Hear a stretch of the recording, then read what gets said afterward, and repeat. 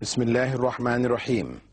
In the name of Allah, the Beneficent, the Most Merciful, I'd like to welcome you, dear viewers, to another in our series, In the Light of Islam. Assalamu alaikum wa rahmatullahi wa barakatuh. May Allah's peace and blessings be on each and every one of you. As you all know well, this program is for your benefit to answer your questions about Islam and anything which is related to Islam. You may contact us by phone or by fax or by email. By any means that you have available to you, we welcome your questions. At the end of the program, I'll give you some numbers that you may contact us through. I will be continuing on with a number of questions which have been raised by young students, senior students at the Oxford School. They've given me quite a large list of questions. We've been trying to answer them bit by bit, over the various programs. Of course, we have other emails, etc., that we'll be looking at, but I'll start off with one of their questions. Should men grow a beard? If yes, why and how long? Well, the growing of the beard is first and foremost compulsory. It is a requirement. And a lot of people tend to have this idea that it is sunnah. This is how they refer to it. It's just sunnah. Sunnah meaning that it was a recommended practice, or it was a practice of the Prophet Muhammad ﷺ. Well, the point is that this term sunnah needs to be understood to really properly understand why it may be referred to as a sunnah, yet some people would still insist that it is fard, or obligatory, wajib, compulsory. Why would some insist on that when it's referred to at the same time as being sunnah? Well, the term sunnah has two meanings. There's one meaning which identifies the general methodology of the Prophet, his lifestyle and all the things connected to that. That's called sunnah. And on another hand, sunnah is also used to refer to specifically the acts which the Prophet ﷺ did, which are recommended for you to do. This is the term used to refer to such acts. Another term used is also mustahab or mandub. These are two other terms used, and perhaps these are better because they avoid this confusion that can come with a term being used in two different contexts.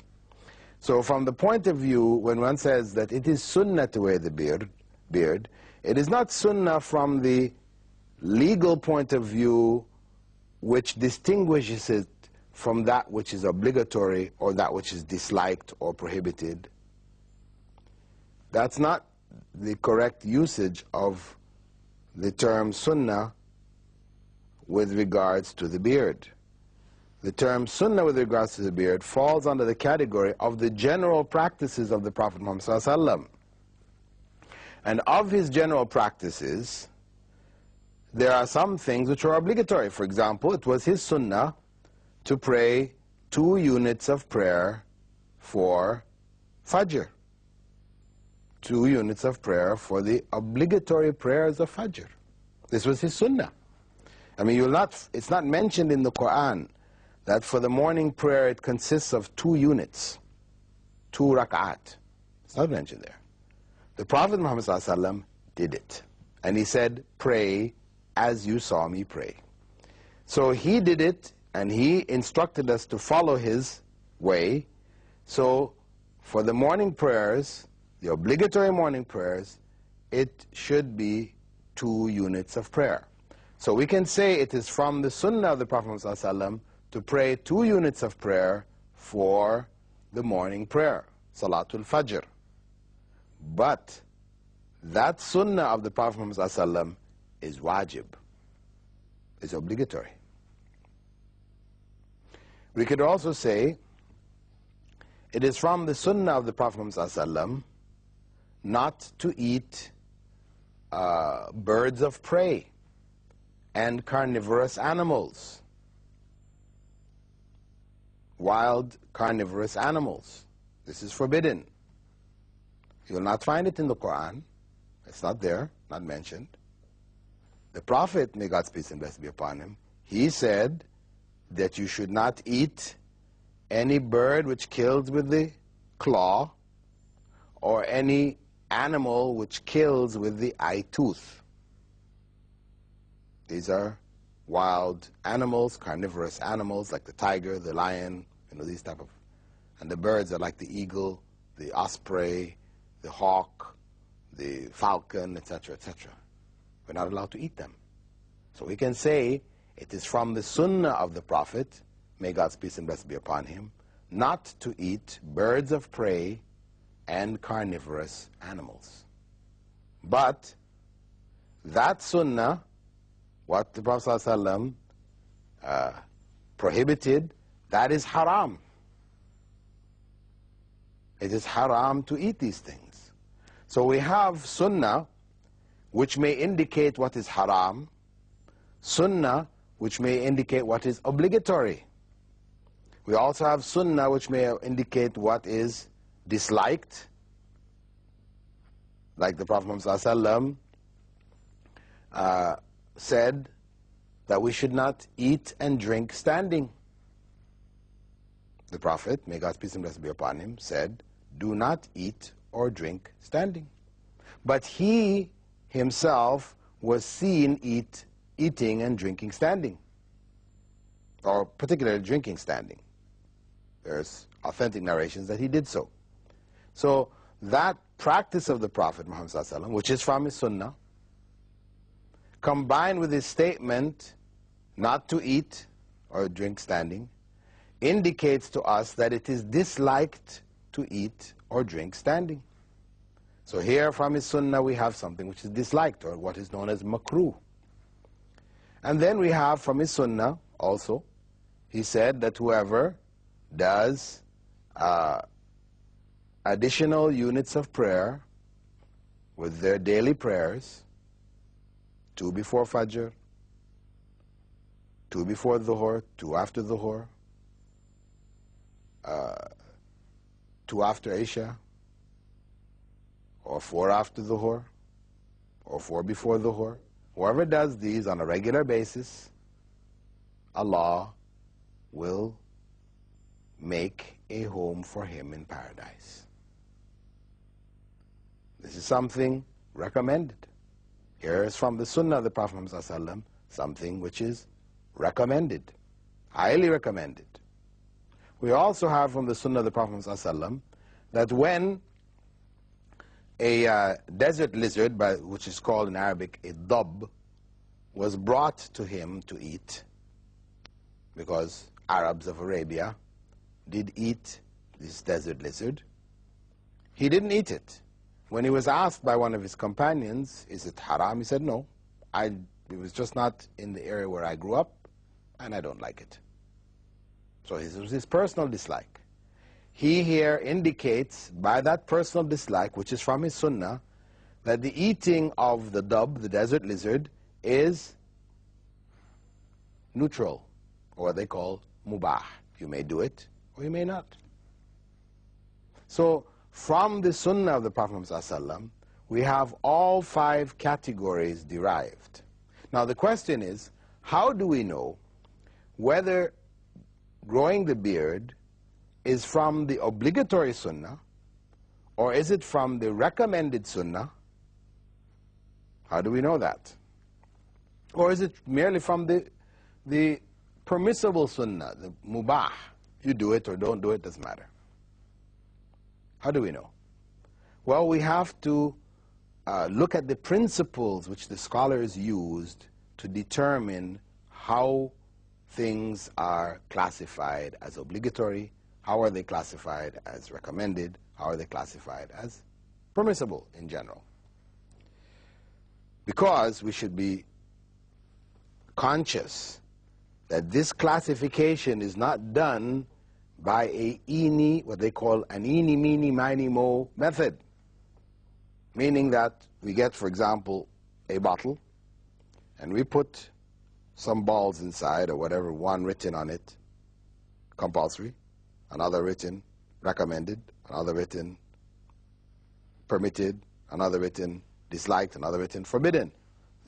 And we put it in a bowl, and whenever we have a problem to deal with, is wearing such and such, or doing this, or saying this, or whatever, how do we classify these things?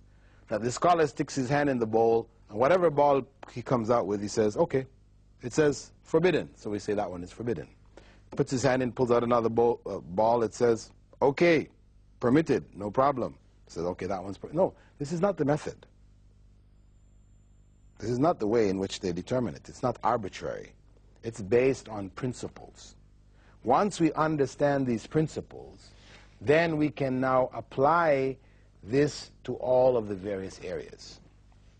And this is part of the science known as usul al-fiqh, or the fundamental principles or methodological principles of law.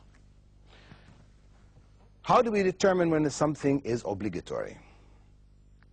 We know it is obligatory when a direct command has come from the Prophet Muhammad ﷺ to do this thing. He said, do it. Now, some people say, well, a command to do something doesn't always mean you must do it. Because one may command somebody to do it and we're in fact recommending. And we may command somebody to do something and in fact we're pleading. What does this mean? For example, if we tell Allah, tell God, give me success, O God. Is it obligatory in God to give us success? No, we are pleading for success. If we say to somebody at work with us, who is a workmate or something like this, we say to them, do a good job with this. We're recommending them. Are we commanding them? No, we're on the same level as they are. We're, equal workmates. We're not the boss or anything like this, so we tell them, do a good job, okay? We're recommending. We're asking them to do a good job, recommending that they do a good job. Or if the boss tells the secretary, write this letter, it means she has to write this letter, or he has to write this letter. So they go ahead and they do it. So whether a command represents a plea, a recommendation, or an obligation will depend on who is talking to who. As a general principle, if a person of lower status is addressing a person of higher status, people are addressing an authority, their command is a plea. They're begging. They're asking, please do this. If people are of similar status and a command is given, then it means it's recommended. Or it could be a plea too. And when the higher authority is instructing the lower, then it means obligation. That is a basic principle in language. We assume that a higher authority instructing lower people of a lower status, that means it is obligatory.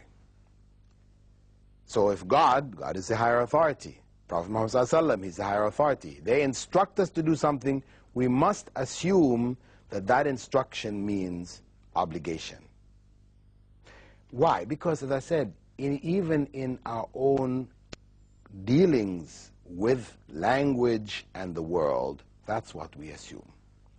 If we didn't assume this, then we will have a state of confusion where the boss tells the secretary, do this, and the secretary stops to think, well, does the boss mean I must do this? Or is he just recommending that I do it? Or it's a, if I do it, don't do it, no problem, you know. If the secretary or if those working for the manager or the boss don't take commands to mean you must do it unless stated otherwise, then you have confusion. Systems cannot function. The world would fall apart. So according to language, we generally understand an instruction to mean obligation when it is given by a higher authority. But if that higher authority adds some other condition, some other qualifying statement, then this may shift that command to recommendation. Because if the boss says, do this letter, write this letter next week, means you don't have to do it now. I mean, you could, if you want to do it now, that's good, but it's not obligatory for you to do it right now. Something you could do later. Or if he says, write this letter if you receive an instruction from that company or the other, and so on and so on. So it means it's not on you to do it unless you receive it. So if you don't receive that, then you don't have to do it at all. So these are qualifying statements and circumstances which now can modify a command to a lesser status of a recommendation or something to do possibly or possibly not. Now when we come back now to the issue of growing the beard, and we look in Sahih al-Bukhari, the most authentic book after the Quran, we find there Prophet Muhammad ﷺ in an authentic hadith or statement saying, grow your beards and trim your mustaches. Grow your beards and trim your mustaches. Distinguish yourself from the pagans in some other narrations. So he gives a direct command, grow your beards and trim your mustaches. So from that, because of the fact that there were no other circumstances to change that instruction from being obligation, then the correct understanding is that this is an obligation on all men. Of course, women, if you're growing a beard, Islam does permit you to remove it. I mean, that to that degree, because that's not a norm for a woman, right? Some women grow hairs, and if some may be heavier, some less. You know, if it's just a few little hairs here and there, of course, one doesn't necessarily need to worry about it. You can just, you know, use some form of coloring or whatever, which can just make it blend, and, you know, so you don't want to be plucking, picking, and all these kind of things on your face anyway. But if it starts to grow in heavy and it's disfiguring, making you look like a man, then most scholars hold that it is permissible for you to remove that hair. But for men, because this is supposed to be a symbol of their manhood, this is one of the distinguishing features between men and women, they're supposed to grow that beard. An obligation. If one does not grow the beard, one is in sin. Every time the person takes the razor to their face and removes the hair from their face, they are committing a sin. And this is something which scholars of the past held in such importance or esteem that in the courts, during the period of the Ottomans, etc., in the courts, the judge would not accept the witness of one who shaved his beard, because they felt that if a person would be so bold as to openly disobey the Prophet, because of course it's something open. I mean, of course, everybody maybe disobeys the Prophet in different ways in their lives, etc. They commit sins, etc. But sins are usually hidden. We hide it from others. But where a person is so bold as to just up in everybody's face, I am disobeying the Prophet, they say, well, can we trust such a person to give a true and honest witness? No. So they wouldn't accept his witness in the court. So the growing of the beard is obligatory. Even when the Prophet Muhammad ﷺ met with two emissaries who were sent to him from the Christians, they came to him and they had these big handlebar mustaches and their beards were shaven. He turned away and didn't want to look at them. And they asked, why? What's wrong? And he asked, who told you to do this? He said, well, our Lord, our commander, he instructed us to do this. He said, well, my Lord instructed that the beards are grown and the mustaches trimmed. This is even dealing with people from other cultures. So we understand that the growing of the beard is an obligation on a Muslim man.